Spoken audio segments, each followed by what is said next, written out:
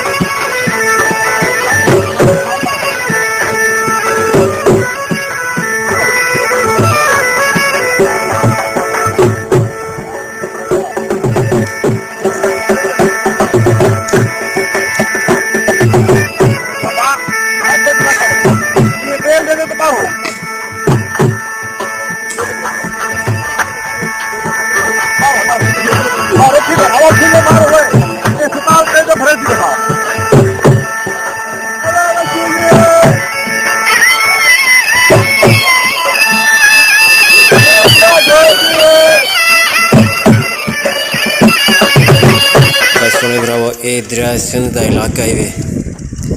दरिया सिंध के हिस्से च लोग जमीन आबाद की पन जितना दरिया सिंध का पानी क्या नहीं, यानी कि दरिया सिंध का पानी एक साइड तो है पिया, वो भी थोड़ी जी मकदार जी साइड से बिल्कुल पानी क्या नहीं, उस साइड से जट लोग किसान लोग ज़मीन आबाद की पन राठ रहावन की मुकम्मल तैयारी करें पन। ये तो आपको अक दे फुल निकले पे